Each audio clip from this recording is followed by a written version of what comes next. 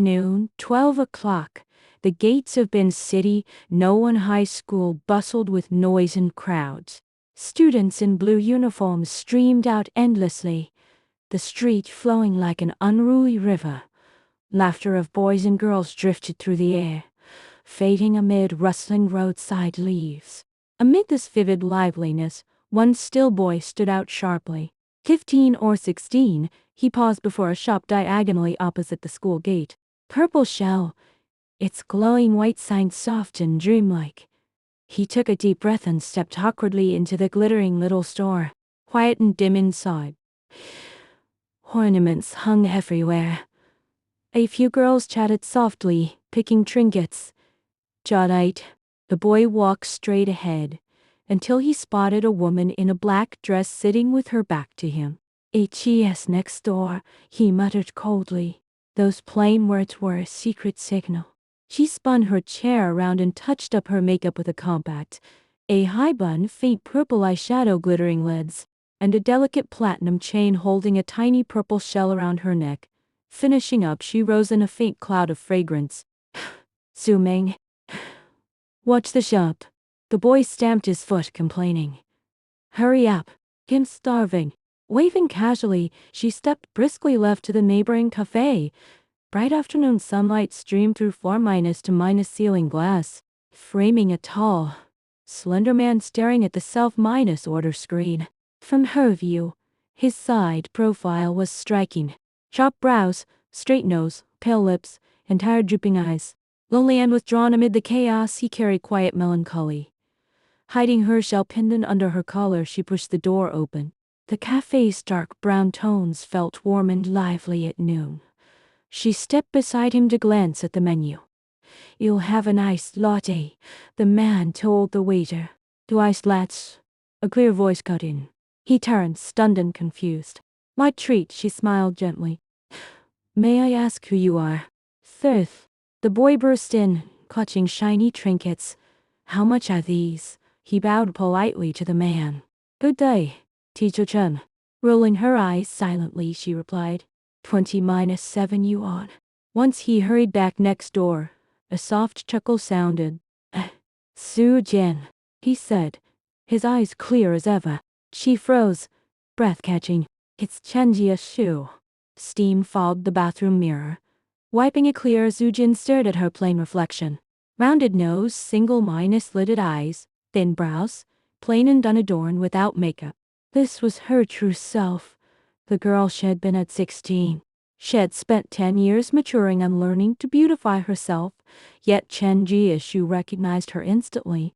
Her heart tangled with tangled joy and sorrow. "Sis, noodles are ready.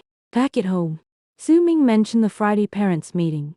She brightened at the chance to check his studies, then asked cautiously about his new head teacher, Chen Jiashu. "HES strict with boys, nice to girls. Half the class resents him secretly. Behave yourself." She chided, then pressed. "Any girlfriend rumors?" Girls asked. He said HES single. On Friday, Zujin dressed carefully and returned to her old high school. New gates, fresh runways and lawns, repainted buildings, yet the Confucius statue weathered with time, leaning on the corridor railing. She gazed at the opposite wing, recalling countless breaks spent staring at his tall figure, books in hand, basketball jersey on his back, chasing him silently like a moth to flame. "What are you looking at?" Startled, she met Chen Jiashu in a pale green shirt, holding documents and smiling softly. On impulse, she breathed, "Looking at you." Her gaze was deep as still lake. Before he could question, she looked away, flustered. "I got lost trying to find you." "Here for Zooming's meeting." He smiled understandingly. She nodded. "You've changed a lot. I hesitated to recognize you. I never expected you to come back as a teacher." "Table life," he said simply. Reaching Zooming's classroom, she stopped him. "We didn't get to talk last time. Dinner sometime?" He'd like that. Sitting at her brother's desk, her clenched palms sweated, drumming with the same quiet crush she had felt years ago. On Sunday, Zujin waited for Chen Jiashu at Sao Degree Cafe, watching the high school across the road. The area had thrived over the years. Far from the desolate new campus of their youth. She once sold stationery and trinkets at school, popular until teachers banned it. That small business led to their first meeting. She had been scolded for vending goods. She'd even called to the office for a playground fight. Leaning lazily on the railing, bruised and scraped after the conflict, he waited for his guardian. Hesitant, she handed him a band-aid pack. 5 yuan. He froze. The word thanks stuck in his throat. Seeing his bruised jaw, she mumbled softly, "It's free." As she left, he grabbed her bag, pressing crumbled cash into her palm. "Thank you." She watched him bow submissively before his elderly grandfather, tucking the man's askew head straight. That quiet, vulnerable moment etched itself in her mind. She soon learned his story, raised by grandparents. Absent parents gossiped to be fugitives, lonely and ostracized, surviving on cheap breakfasts. 5 yuan had been his entire week's meal money. Guilty, Shed tried to return the sum subtly, lingering nearby after school, too shy to speak. One evening, Shed followed him to his residential compound, only to witness a terrifying crisis. A toddler trapped on a 7th-floor rusted guardrail. Dropping his bag and coat, Chen Jieshu raced upstairs without hesitation. As the metal frame swayed dangerously, he rescued the child in minutes. Breathless, he descended, and Zhu Jin handed back his clothes. Standing close, his warmth flustered her heart. He smiled faintly. "Thank you." Yet he did not seem to remember her. Back in the present, she met his eyes.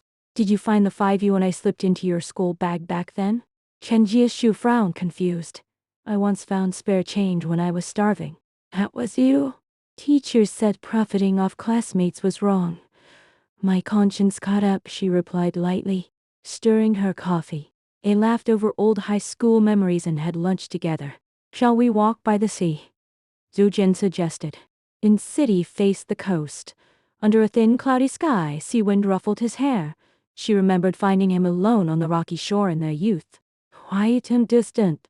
Joe's all looked the same, he'd commented back then.